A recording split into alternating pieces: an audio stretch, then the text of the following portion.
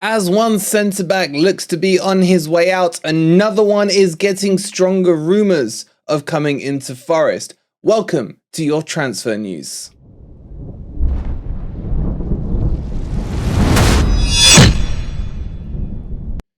Good morning, good evening, or good night, wherever in the world you are, whatever time of day you're watching this. Hope you're having a wonderful day and are surviving in this goddamn heat wave if you are in England. Coming up in today's video, we'll be talking about the centre-back situation as Romain Saiss is linked yet again to Nottingham Forest, and it seems to be Cooper who is very interested in him. Panzo going to Rangers as the love affair between Forest and Rangers grows ever stronger. Update on Hendo and a few other bits and bobs, which include the new home kit. If you're enjoying all the content, please don't forget to give us a quick like, subscribe to Forest Fan TV if you are new here. Don't forget to go check out the High Pressed, our second account, which covers all Premier League transfers throughout the summer. And there's some big stories today from Manchester United, Man City and Arsenal. So go check those out after this video. Let's get into this and let's start with the centre-backs. Alright guys, so Romain Saiss, who currently plays at Besiktas and has been there for this season, about 24 games under his belt, and a proven centre-back, having played over 170 games for Wolves, is being linked yet again with Nottingham Forest. There is also interest in him from the likes of Everton, as Sean Dyche is an admirer of the Moroccan. However, he is 33 years old. Do Forest need another vintage defender coming in when we already have Felipe and Bolly, who are post-30? Well, post-30? Is that the right word? Makes them sound like they're almost dead. Anyway, I don't know if we need another one in our ranks. I'm not saying he's a bad defender, but I'm just saying I would like to see a younger, fitter, faster profiled player coming in if we are looking for centre-backs. What is interesting, though, is that Forest clearly wants another centre-back, and I think this is a good thing and a good sign because it is one of the positions that I have shortlisted that still requires more strengthening. But for that to happen, we do need to move on some of our centre-backs. And moving on some of our centre-backs looks like exactly what is happening with Panzo. Panzo, who has been linked to Coventry and West Brom. Bear in mind, he did spend the last season on loan at Coventry, where he started off very hot. I remember he scored a goal on his debut or his second game in, an absolute whip cracker. But then towards the latter end of the season, faded out a little and was used more in a substitution role to see out games and things like that. In the actual playoffs final, he nearly got an assist that put Luton into the Premier League. However, luckily for him, it was ruled offside. In the end, it didn't matter because they still went out. But anyway, that's Coventry. Do I want to see Panzo moved on? I do actually quite rate him. I still don't think he's ready for the Premier League, but he definitely has the physique and the right attributes to develop into a Premier League player. So for me, I think the right choice would be to loan him out rather than to sell him. But this is where Rangers come in, and it looks like they'll be tabling about a 2 to 3 million bid for the youngster to bring him up north to Rangers. And I think he would do really well there. I don't see him having any issues in the Scottish League. However, if Forest were to sell him, I think it must be added as a clause that we have a sell-on value on him, at least like a 25% or something like that, so that we benefit from his progression and his development. Or even a buyback clause would be a good one to have into the contract. Anything like that, we've got to start being creative with the way we do contracts and avoid the dark old days. I remember when Ollie Burke left Forest and we didn't even put a sell-on clause on his contract when he went over to Leipzig. So Panzo potentially on his way out, Saiss or however you say his name, on his way in. I still don't fully believe this one is going to happen because it's just not exciting enough for me. I'll be honest with you, it doesn't excite me at all. We talked about the marquee signings that Forest are tabling to bring in. This for me would not be one of them at all, and I would rather start hearing some big names being linked to Forest. But as things stand, these are the names that are being linked. So let's move on to the next update.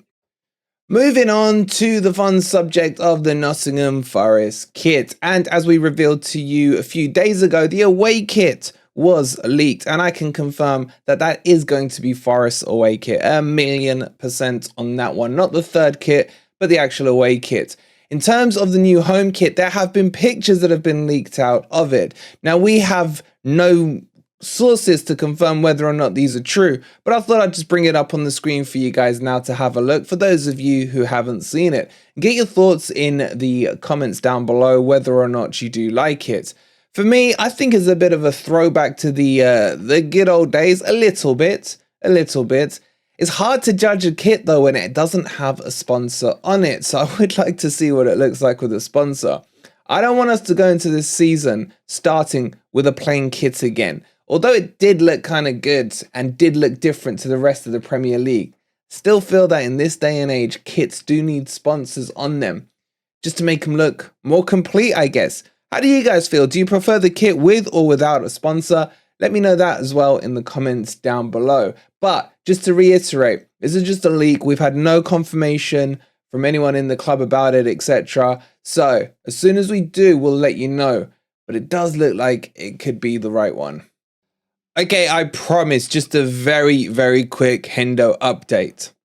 It's looking like it's going to happen. It looks like De Gea is going to sign his contract, and then Forest will get their man. I'm sorry, I'm sick of talking about this Hendo deal, but the update is the update, and we're here to bring you, whatever the stories say. So, Hendo looking like it's pretty damn close. Watch this space, and hopefully we'll be able to confirm it and move on to the more marquee signing. Well, he is a marquee signing. I do like Hendo. I'm not going to disrespect that transfer. But you know what I mean. We want to be talking about some new players and some new links coming in. So hopefully we can finish Hendo off in the next week or so, and then we can move on to other newer names. But the Hendo deal looks like, for the latest update, De Gea is going to sign the contract with Manchester United, and that will create the domino effect that will allow Dean Henderson to be officially confirmed as a Nottingham Forest player. The rumours are personal terms are all agreed and everything else, and they're somewhat close to the fee with Manchester United. Watch this space. Hopefully we don't have to talk too much more about him until we get into the Premier League season, of course, and talk about the amazing saves and clean sheets he's keeping and the golden gloves that he's going to be getting. So that's the update. Let's move on. Let's move on and talk about the Champions League, and congratulations to Man City, who joined a very exclusive list of 4 other Premier League teams, or teams from England, who have won it before. Yes, you didn't hear me wrong. I am quoting BT Sports, who state that only 4 Premier League teams have won this competition before.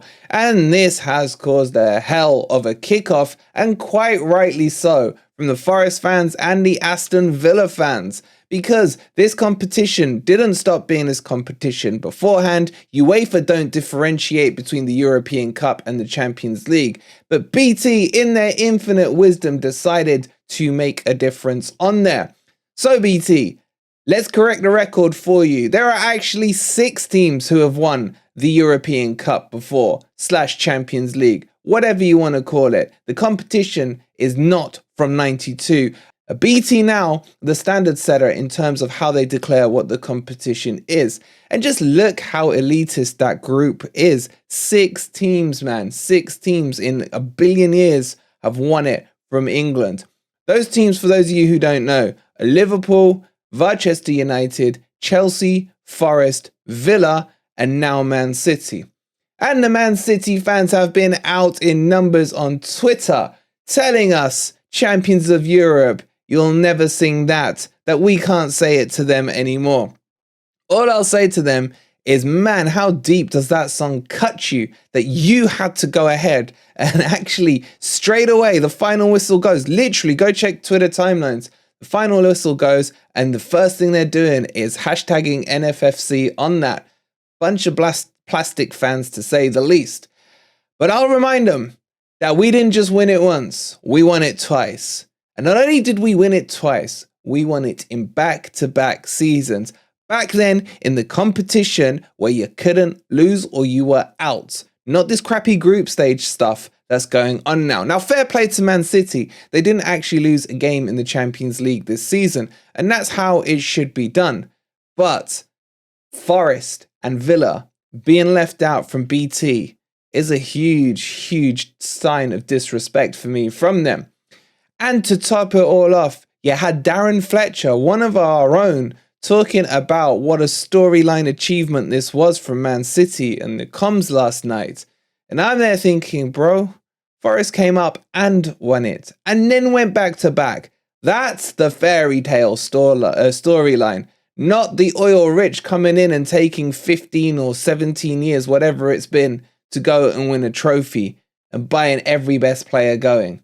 We did it with 3 local heroes in our team. If you haven't checked out our interview of Bertels, Anderson and Woodcock, make sure you do. It's an absolutely cracking interview done by Dino. So BT, learn some respect. Learn how hard it is to win that trophy. Understand that if only 6 teams have done it in the last whatever years from whenever it incepted, that should tell you a lot about the respect you should be putting on Nottingham Forest and what Cloughy and the boys did back then. Okay, I need to make a quick correction of yesterday's video, and thank you to all of those in the comments about Lodi's option to buy. That actually ran out at the end of March, not at the end of May as I first stated, because I read it wrong. I do apologize, but as always, I'm not perfect and can't get everything right. So to confirm, Lodi's clause finished at the end of March, not at the end of May.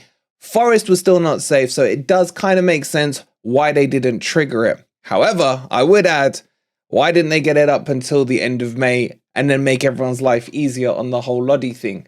Go watch the video if you haven't seen it already, but I don't want to talk about Lodi too much today, if at all, but I do want to make sure that we correct anything we've got wrong. Alright, coming up tonight at 8:30, we have our weekend live stream, and this one is going to be a fun one as we go through all the players and decide sell, keep, or loan, and we're going to need your help for it. So make sure you tune in tonight at 8:30 on FFTV and be part of the debate, because it's going to be heated, no doubt, especially in this hot weather. All right, guys, we will see you tonight at 8:30. That brings you up to date on all your Forest latest news. Thank you so much for watching. Don't forget, if you haven't already, hit that like button. Subscribe to Forest Fan TV if you are new. And we'll see you tonight at 8:30. Come on, you Reds.